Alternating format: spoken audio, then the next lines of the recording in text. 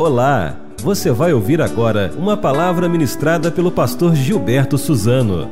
Que Deus te abençoe e que esta mensagem seja edificante em sua vida.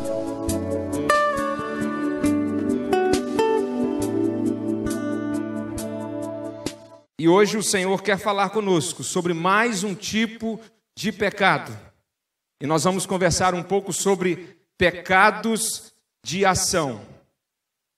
E eu começo essa mensagem, meus irmãos, perguntando: o quanto nós estamos obedecendo à risca a lei de Deus?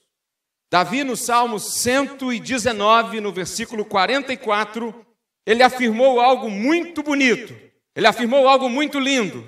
Disse ele: todos os dias obedecerei à tua lei, eu sempre a cumprirei. Muito bonito isso. No entanto, você e eu sabemos muito bem que Davi, mesmo tendo sido chamado de um homem segundo o coração de Deus, mesmo tendo afirmado algo tão lindo e bonito, ele não conseguiu obedecer à lei de Deus todos os dias. E no Salmo 51, versos 1 e 2, Davi ele escreve: ó Deus, compadece-te de mim, segundo o teu amor, apaga minhas transgressões, por tuas grandes misericórdias, lava-me completamente da minha iniquidade e purifica-me do meu pecado. Este homem acabou de dizer que todos os dias ele obedeceria à lei de Deus e sempre a cumpriria. E agora ele está aqui fazendo uma oração pedindo a Deus que pudesse apagar as suas transgressões, que pudesse lavá-lo completamente de seus pecados e purificá-lo. Davi ele usa no Salmo 51 a palavra transgressão para se referir ao pecado. Transgressão é uma palavra que aparece cerca de 165 vezes em toda a Bíblia Sagrada. E o que ela significa? Transgressão significa qualquer ato em que se quebra a lei de Deus. Significa fazer qualquer coisa que Deus tenha proibido. Toda ação humana que viola a lei de Deus, que quebra a lei de Deus, é uma transgressão, e nós podemos chamar isso de um pecado de ação. Ação de quebrar, de violar a lei de Deus. Pecados de ação são aqueles pecados que, apesar de sabermos que Deus proíbe, nos rebelamos e quebramos a lei de Deus. E nós vamos olhar neste estudo, nesta noite, para alguns exemplos de pecados de ação. Pecados que a Bíblia diz de maneira muito clara que em qualquer tempo Deus não se agrada e Deus proíbe. E praticar tais ações é quebrar a lei de Deus, é transgredir a lei de Deus e é um tipo de pecado de ação. Eu queria começar falando com os irmãos sobre pecados de imoralidade sexual. Muitas pessoas acham que a sexualidade foi criada pelo diabo depois da queda do homem. Eu acredito que não há engano maior do que esse. Ainda no Éden, antes da queda, Adão e Eva já eram uma só carne. Eles já tinham contato íntimo, eles já tinham ato sexual. Meus irmãos, foi Deus quem nos deu a capacidade de proporcionar e receber prazer sexual. Deus criou todas as coisas boas, perfeitas e agradáveis que há neste mundo. E entre elas está o sexo. Porém, Deus não apenas criou, mas Ele também estabeleceu os parâmetros. Deus ordenou que o ato sexual fosse reservado para o casamento. E casamento de um homem com uma mulher. É assim que está prescrito em Gênesis 2, 24. Portanto, deixará o homem seu pai e sua mãe, e unir-se-á à sua mulher, e serão ambos uma só carne. Deus preparou esse presente para o ser humano, mas para ser desfrutado no casamento. Qualquer prática sexual fora desse parâmetro é quebra da lei de Deus. E a Bíblia chama esse tipo de pecado de imoralidade sexual. Quais são os principais pecados de imoralidade sexual citados na Bíblia? Eu queria destacar apenas 3. Há outros mais, mas os 3 mais destacados na Bíblia, ou mencionados, o primeiro deles é o adultério. O que é o adultério? Adultério é uma relação sexual fora do casamento por pessoas casadas. É alguém que é casado e pula cerca. Na expressão popular é isso. Aonde está escrito na Bíblia que o adultério é pecado? Êxodo, capítulo 20, versículo 14. Nós encontramos a primeira vez em que Deus disse que o adultério é pecado. Aonde nos diz de maneira curta e objetiva: não adulterarás. Esse é o 7º mandamento. E lá em Apocalipse 21, verso 8, a Bíblia vai nos dizer que os adúlteros, aqueles que vivem na prática do adultério, eles não entrarão no reino dos céus. Qual outro pecado que a Bíblia também menciona, pecado de imoralidade? A Bíblia fala sobre a prostituição. O que é a prostituição? Prostituição é o sexo praticado entre pessoas que não sejam casadas, entre solteiros, seja por dinheiro ou não. Se não é casado, realizou ato sexual, está em prostituição. 1 Coríntios capítulo 6, verso 18, assim escreveu Paulo: fugi da prostituição. Todo pecado que o homem comete é fora do corpo, mas o que se prostitui, ele peca contra o seu próprio corpo. A prostituição é um pecado que a pessoa cometeu com o seu próprio corpo, de forma integral. Ele envolveu todo o seu corpo naquele processo de pecado. Um terceiro tipo de pecado que a Bíblia diz, pecado de imoralidade, o pecado do homossexualismo. O que é o homossexualismo? É o sexo entre pessoas do mesmo sexo. Levítico 18, verso 22. Não te deitarás com um homem como se fosse mulher. É abominação. Há, meus irmãos, dezenas de textos mais da Bíblia que diz que o homossexualismo é pecado. Não agrada a Deus. Não significa, é claro que nós não podemos discriminar qualquer pessoa por conta de qualquer prática pecaminosa. Mas que o homossexualismo é pecado, de acordo com o que nós acreditamos, nós não podemos ter dúvida e não precisamos ter medo. Porque assim diz a palavra de Deus, a qual nós a fundamentamos como nossa única regra de fé e prática. Em Romanos 1, 27, Paulo vai repetir isso. 1 Coríntios 6, 9 e 10, ele novamente diz a respeito dos chamados efeminados, homens que se deitam com outros homens. A Bíblia condena o pecado de adultério, prostituição e homossexualismo.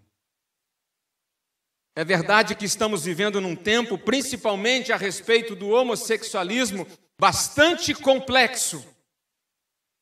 Você já deve saber que agora há até igrejas que estão sendo abertas e funcionando, igrejas de homossexuais.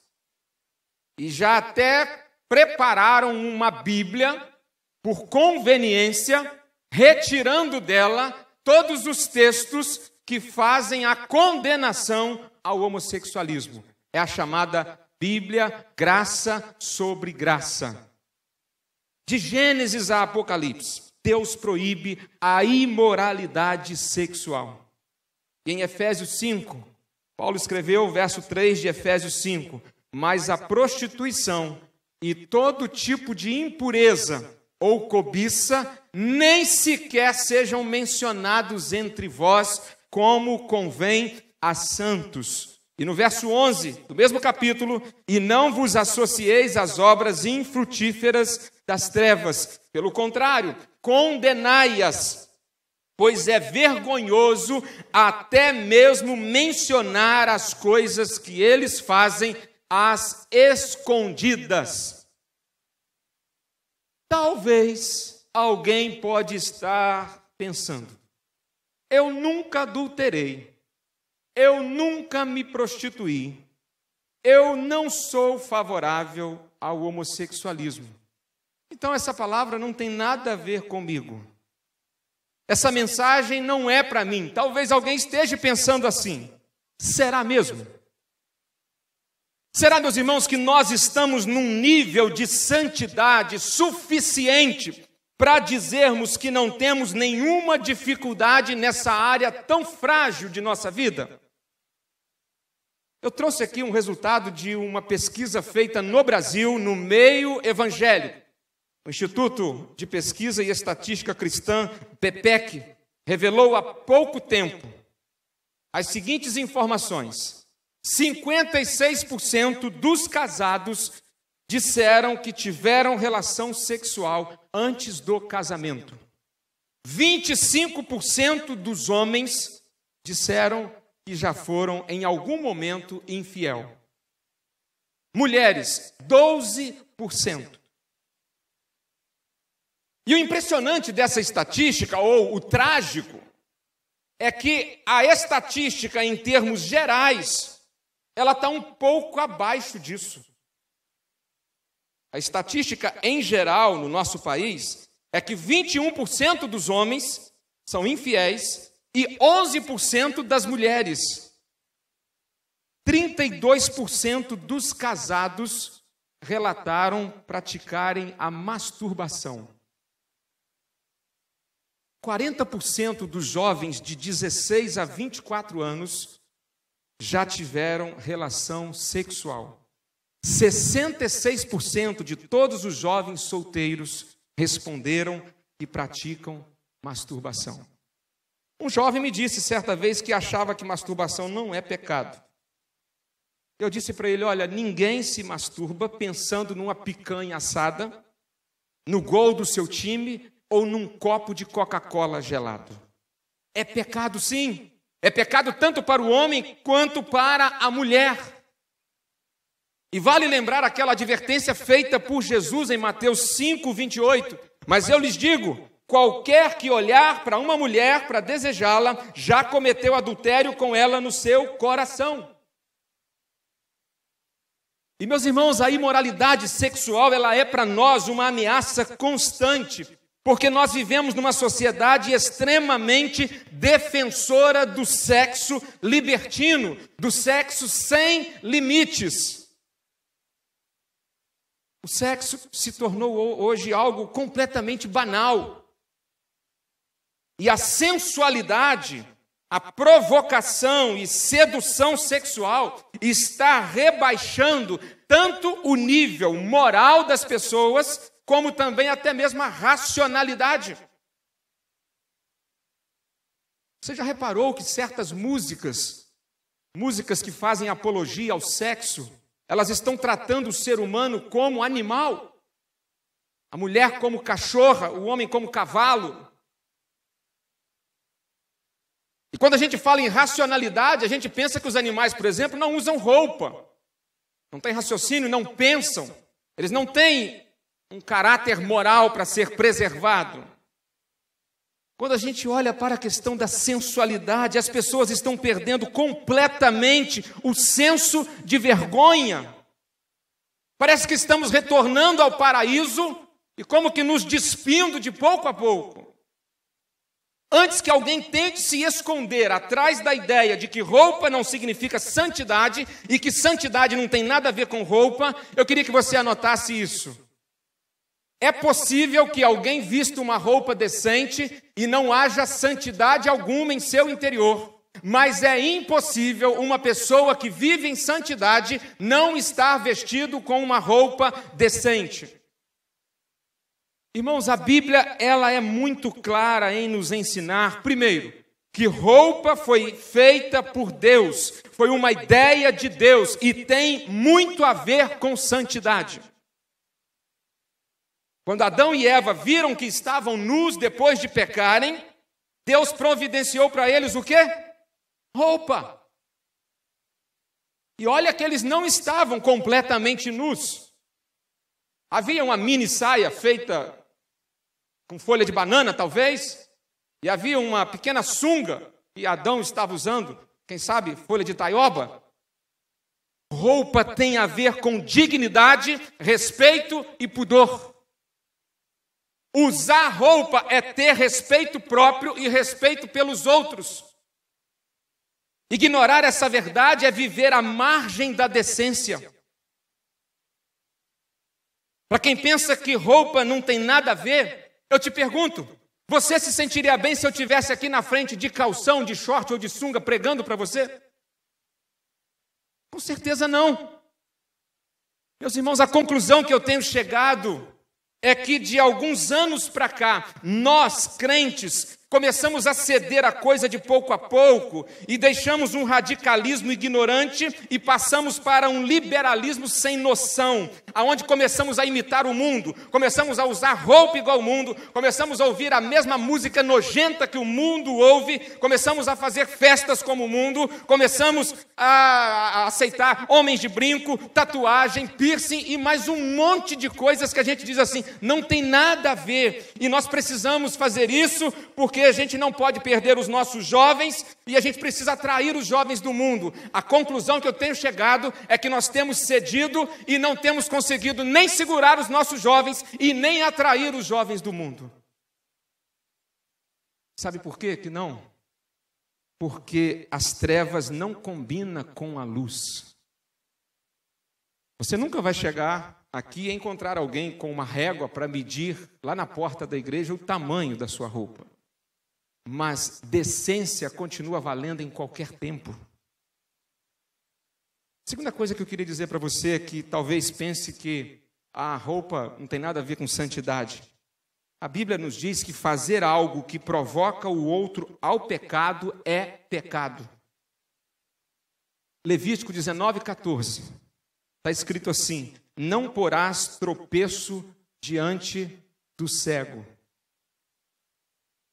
Uma vez que o homem, diferente da mulher, que é acionada muito mais pelo ouvido para se preparar para o ato sexual, uma vez que o homem, diferente da mulher, Deus o fez para ser estimulado ao ato sexual por aquilo que ele vê, então o ponto fraco dos homens são os seus olhos. E se alguém usa uma roupa para provocação ou para sedução, é pecado. 1 Coríntios 10, verso 32, Paulo escreveu: não vos torneis motivo de tropeço. A palavra utilizada aqui, traduzida por tropeço, é escandalon, do grego. Significa armadilha ou cilada, algo para atrair, para levar alguém à destruição.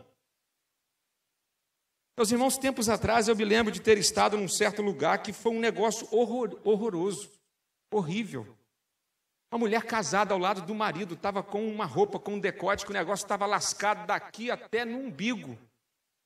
Parece que nem sutiã tinha. Eu queria nesse momento deixar uma palavra para você que é pai, que é mãe de filhos adolescentes ou jovens. Não deixe sua filha, seu filho adolescente usar pedaço de pano de 10 centímetros como se fosse um lenço, não. Às vezes com a calcinha aparecendo, isso às vezes até se tiver. E tem gente que diz, o problema está no olho de quem vê. Não, não está só no olho de quem vê. Está também no coração de quem provoca. Por isso que eu volto àquilo que já citei alguns dias atrás de pastor Hernandes Dias Lopes. Ele disse que o problema dos homens, sim, estão nos seus olhos, gostam de olhar, mas ele diz o problema das mulheres é que elas gostam de serem olhadas. Roupa tem a ver com santidade. Veja bem, se você vai à praia e vai a uma piscina, é natural pensar que lá é comum que se use uma roupa apropriada, que é um biquíni, uma sunga. Agora, para que tirar uma foto de biquíni e colocar na internet, colocar no perfil do WhatsApp ou do Facebook? Para que isso? Por que isso? Qual a finalidade disso? A Bíblia diz que ninguém que esteja envolvido com imoralidades sexuais, incitando ou gostando de ser incitado, pode realmente estar bem diante de Deus. Meus irmãos, não dá. É quebra da lei de Deus. 1 Coríntios 3, verso 16, Paulo disse: vocês não sabem que são santuário de Deus e que o Espírito de Deus habita em vocês? Se alguém destruir o santuário de Deus, Deus destruirá, pois o santuário de Deus, que são vocês, é sagrado, é santo.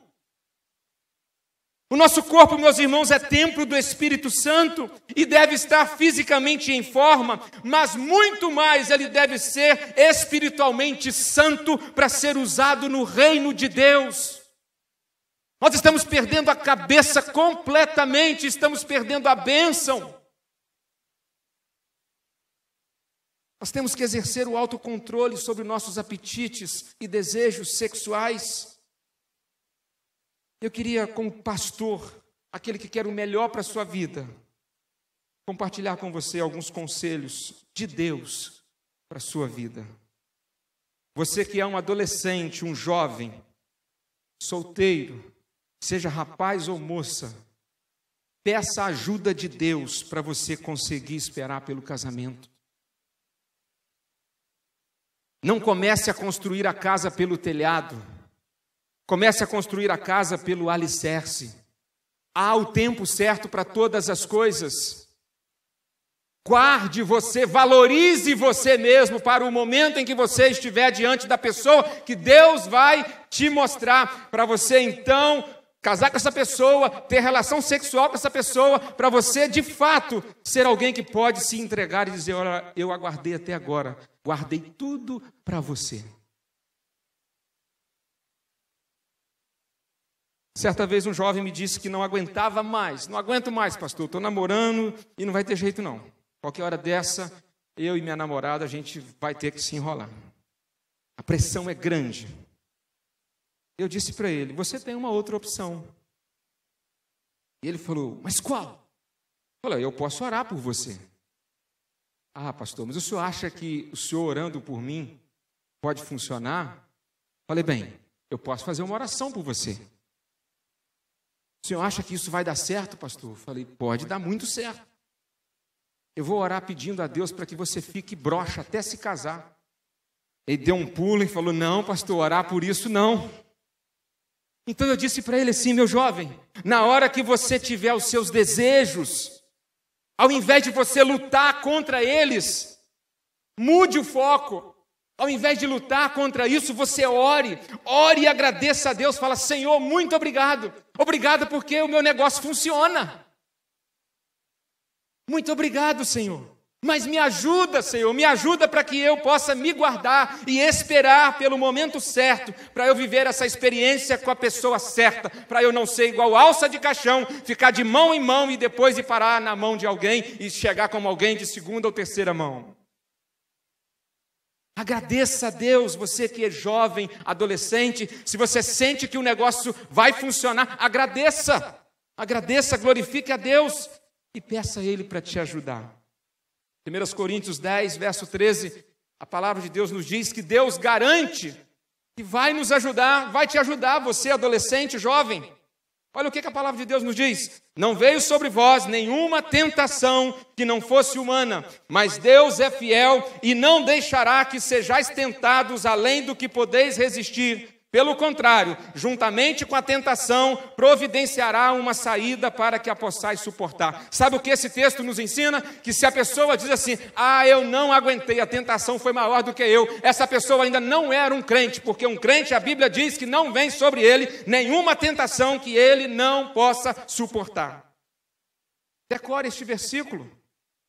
E quando a tentação vier, você recite ele. E se você acha que ele é muito grande para decorar, eu trouxe aqui uma versão bem popular desse versículo. Deus só permite o frio de acordo com o cobertor. Na hora que você estiver lá, peca, não peca, vai, não vai, você lembra, Deus só permite o frio de acordo com o cobertor. Vai pensando em frio, vai pensando em frio, vai pensando em frio, e vai esfriando, esfriando, esfriando, até passar. Agora, você que é casado, você que é esposo, você que é homem, não permita que seus olhos contaminem seu coração. Quando seus olhos estiverem vendo o que você não pode ver, peça a ajuda de Deus para desviar o seu olhar. Cuide de seus olhos. Mateus 6:22, o Senhor Jesus disse: a candeia do corpo são os olhos, de modo que se os teus olhos forem bons, todo o teu corpo terá luz.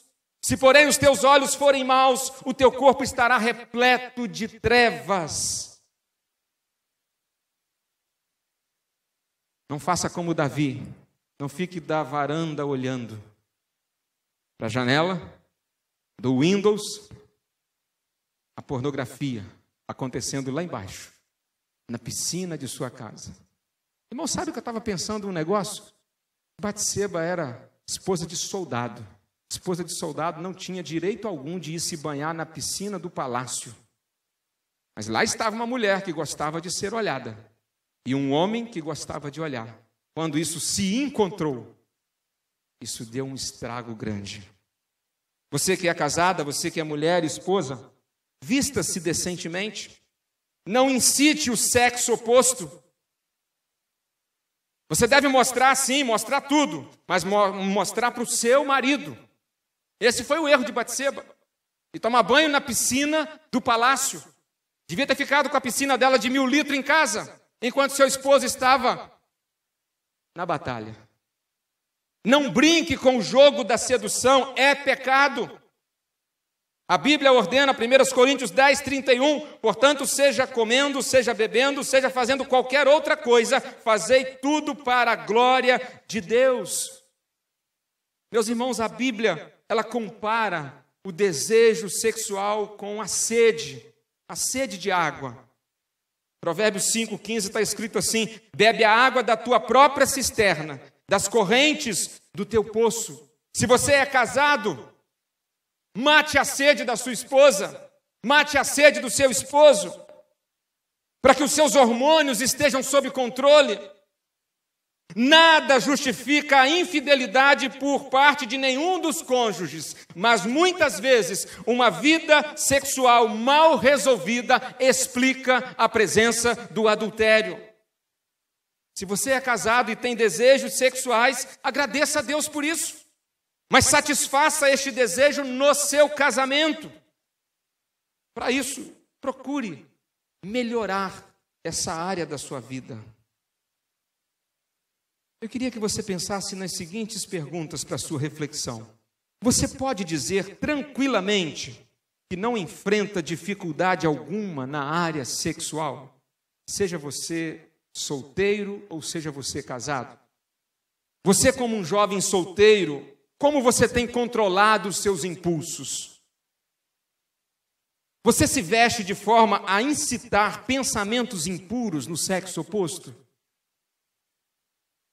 Homens, como fica sua mente quando seus olhos veem alguém do sexo oposto com roupas extremamente sensuais, semi-despidas? Se Deus te mostrar algum pecado nessa área de sua vida, confesse-o a Deus e busque o perdão. Deus o abençoará sobremaneira pelo seu esforço para entregar a Ele um corpo santo e preparado para servir aos seus propósitos santos. Quando obedecemos, meus irmãos, às leis espirituais e físicas de Deus, nós evitamos muitos problemas espirituais, emocionais e físicos. Esse é um primeiro tipo de pecado de ação, do qual nós precisamos, nesse tempo em que estamos vivendo, de muita purificação. Um outro exemplo de pecado, que também é uma transgressão à lei de Deus, a Bíblia chama de pecados de idolatria. Êxodo capítulo 20, versículo 2 e 3. A Bíblia nos diz assim: o Senhor falou para Moisés: Eu sou o Senhor teu Deus, que te tirou da terra do Egito, da casa da escravidão. Não terás outros deuses além de mim. Você sabia que a idolatria é o pecado mais mencionado e condenado na Bíblia? Agora, quando a gente pensa nesse tipo de pecado, idolatria, irmãos, nós temos uma facilidade, nós crentes, para rapidamente crucificarmos todos os católicos por causa desse pecado. Porém, a idolatria não se resume a apenas se curvar diante de uma imagem. Há maneiras muito mais sutis de ser um idólatra do que se curvar diante de um santinho ou de beijar uma medalhinha. Idolatria. Quer ver uma coisa? Para uns, a sua idolatria está relacionada ao seu carro. É a carrolatria. Para outros, a sua idolatria tem a ver com a casa. É a casolatria. A carreira, os estudos, tem sido também o ídolo de muita gente. É o estudolatria. Há quem faz do seu trabalho o seu ídolo maior. É a trabalholatria. Outros fazem do espelho, da sua beleza, da estética, o seu Deus. Poderíamos chamar isso de corpolatria. Hoje também ainda existe a WhatsAppiolatria. E tem mais ainda, tem a camaolatria, é aquela que vence a pessoa no domingo de manhã e não deixa ele vir para a escola bíblica dominical. Tem também a flamengolatria, mas tem também a vascolatria. Vocês acharam que eu não ia falar, né? São formas sutis de ídolos. A pessoa passa a viver em função disso. João Calvino disse que o coração humano é uma fábrica de ídolos.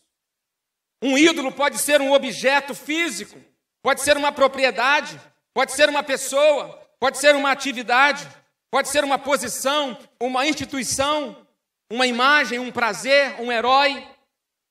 Idolatria é colocar alguém ou alguma coisa no lugar que pertence unicamente a Deus. E transformarmos aquilo na nossa razão de ser. Você quer saber se você é um idólatra? É muito fácil.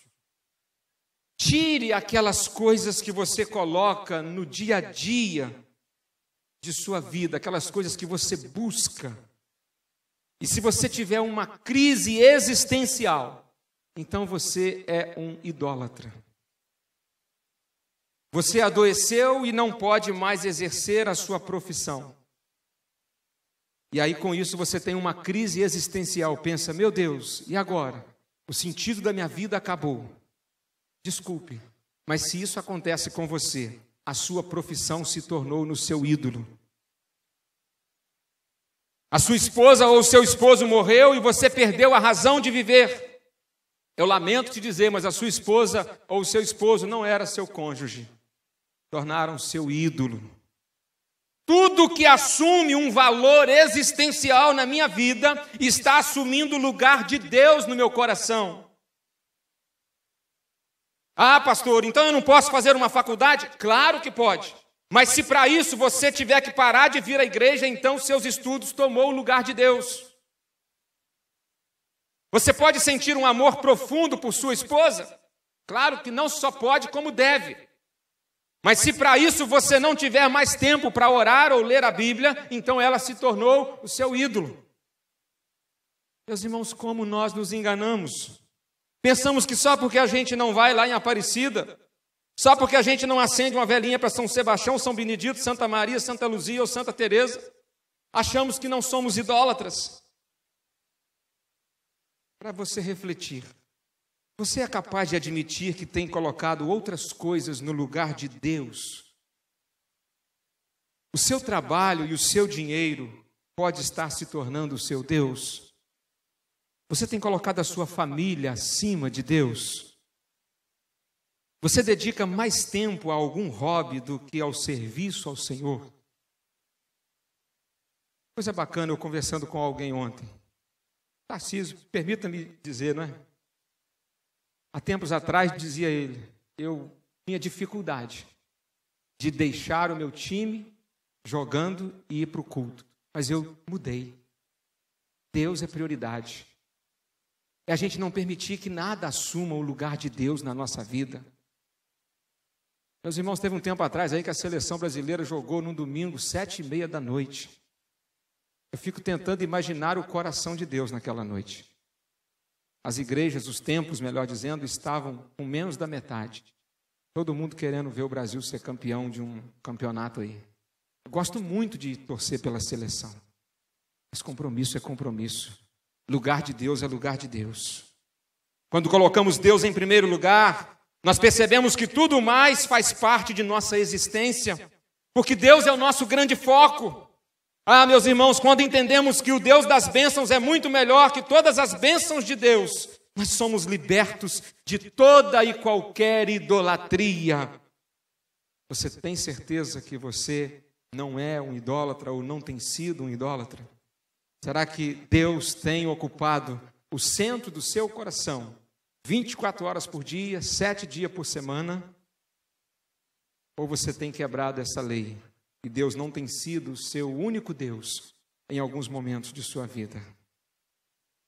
Um outro exemplo de pecado de ação, transgressão à lei de Deus, são os pecados de roubo.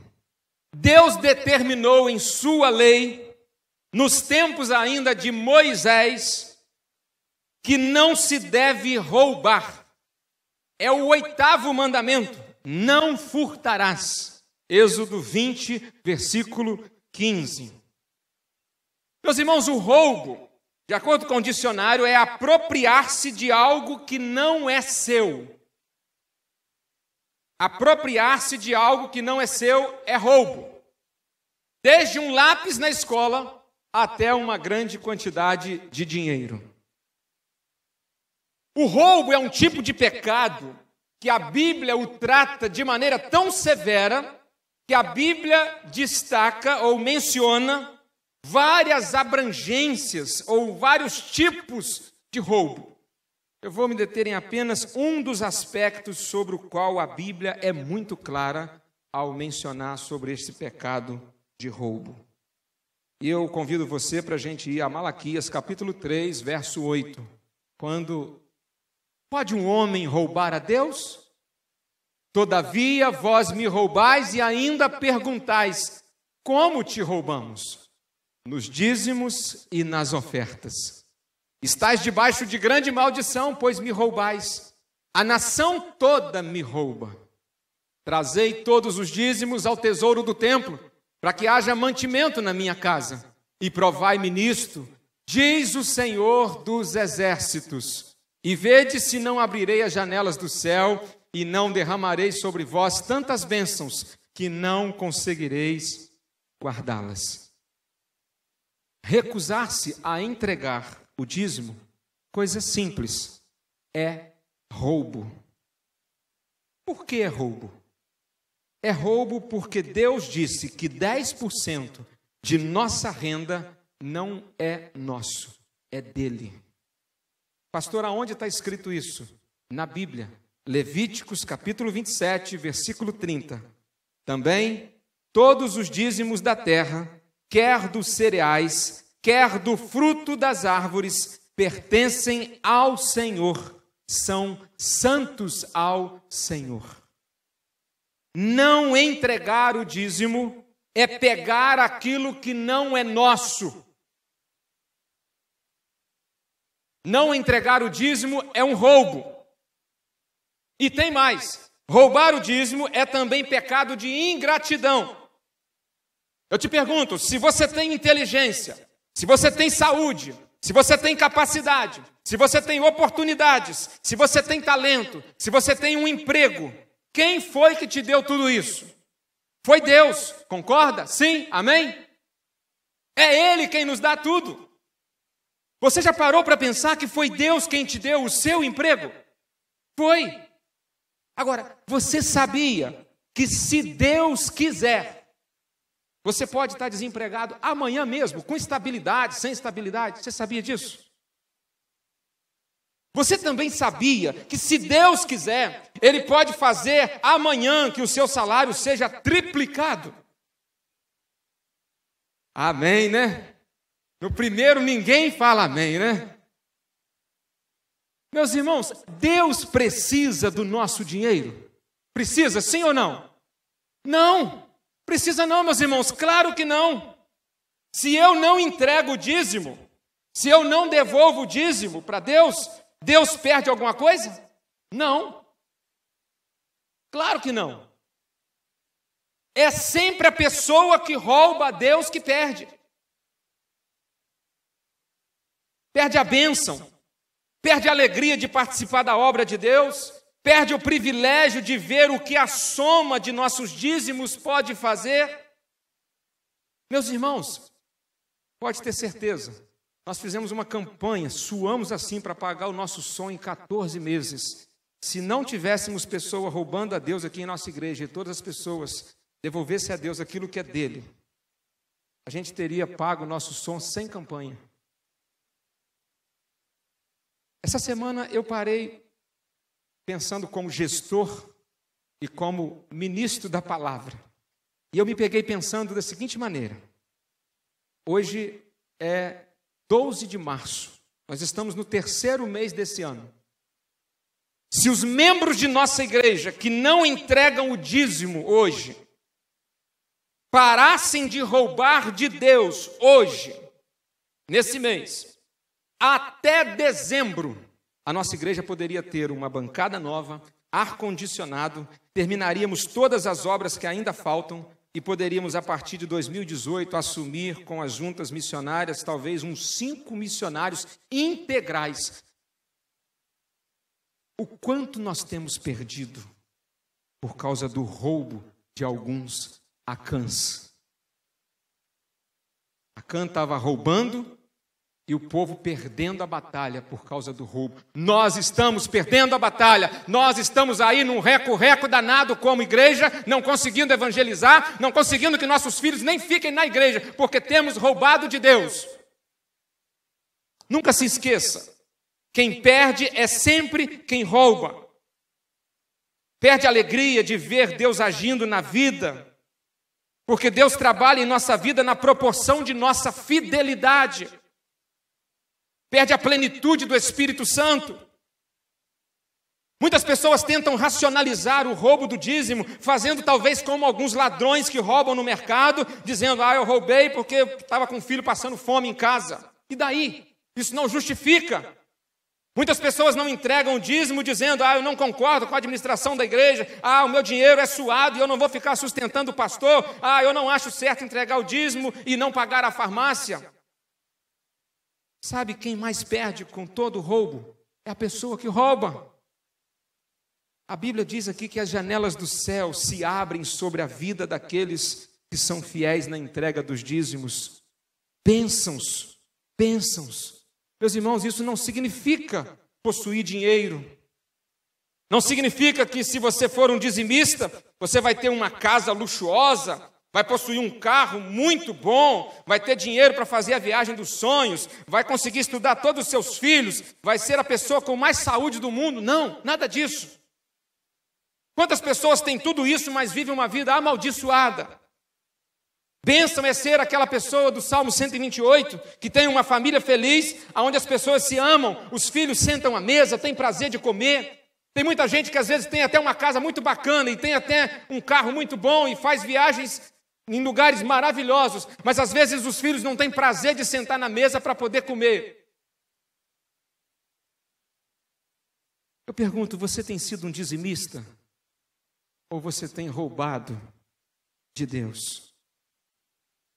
Se você tem cometido esse tipo de pecado, confesse-o, arrependa-se e acerte a sua vida com Deus daqui para frente.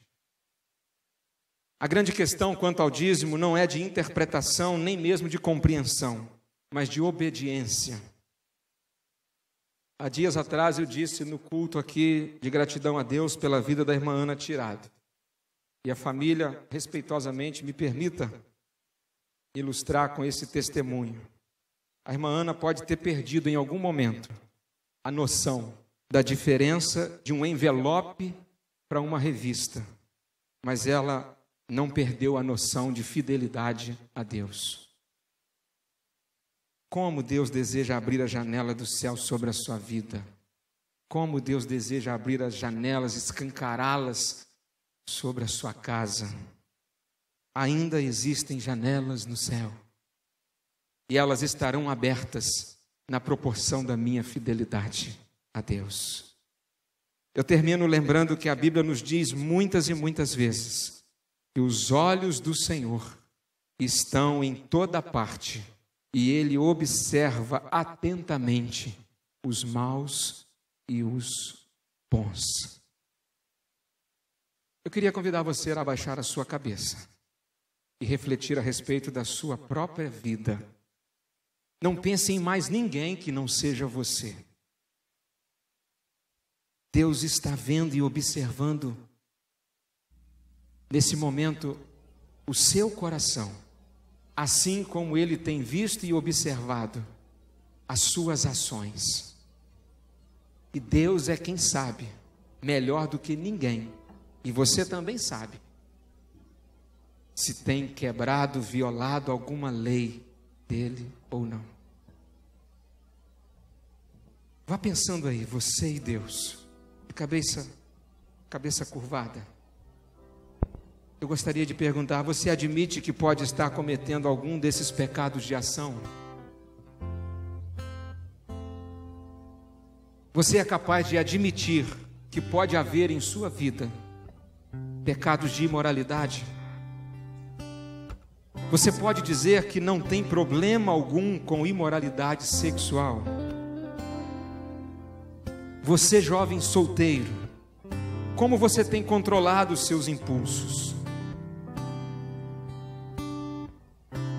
Você, mulher, você se veste de forma a incitar pensamentos impuros no sexo oposto? Homens, como fica sua mente quando seus olhos veem alguém do sexo oposto com roupas extremamente sensuais? Você é capaz de dizer, eu não tenho dificuldade nenhuma nessa área da minha vida? Pecados de idolatria. Você consegue perceber que algumas coisas, em alguns momentos, ocupam o lugar de Deus na sua vida? Talvez o trabalho, talvez o dinheiro, talvez a família, um hobby. Quem ou o que tem realmente sido ou tomado o primeiro lugar em sua vida? Pecados de roubo. Você tem sido um dizimista? Ou você tem roubado a Deus?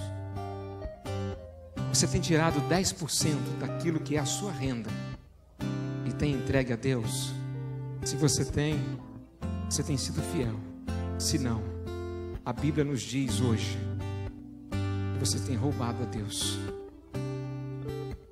Se você identifica algum ou alguns desses pecados em sua vida, Deus está oferecendo a você nesta noite o perdão.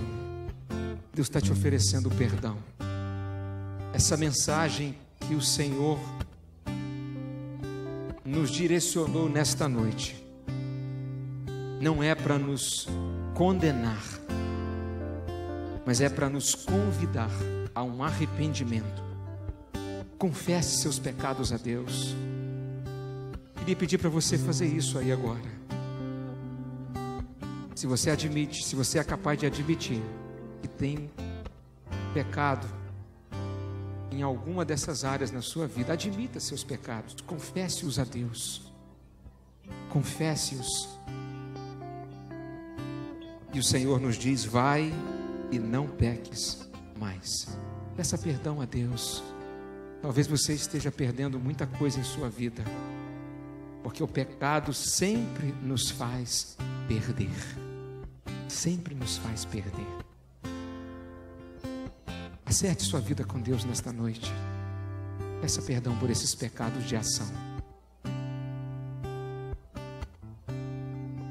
Nós vamos cantar uma canção nesse momento. Eu queria convidar você a fazer desta canção um clamor ao Senhor nesta noite. Eu peço a você, se você puder ficar em pé, e nós vamos dizer: confesso a Ti, Senhor. Confesso que fraco eu sou fraco. Confesso que você é um homem fraco, que você tem olhos que às vezes você não consegue controlá-los. Confesse isso para Deus. Confesse que você é uma mulher fraca. Confesse que você gosta de ser olhada em alguns momentos. Confesse. Você que é solteiro, jovem, confesse. Confesse que seus impulsos às vezes têm sido tão fortes e que você não tem conseguido ser vitorioso sobre eles. Confesse. Confesse que em alguns momentos você tem permitido que alguns ídolos ocupem o lugar de Deus no seu coração. Às vezes o trabalho, o dinheiro, a faculdade, os estudos, até mesmo sua família, o cônjuge. Confesse para Deus se você porventura chegou à conclusão que você tem roubado de Deus. Confesse, confesse, e Ele vai perdoá-lo e vai ajudar você. Louvemos ao Senhor.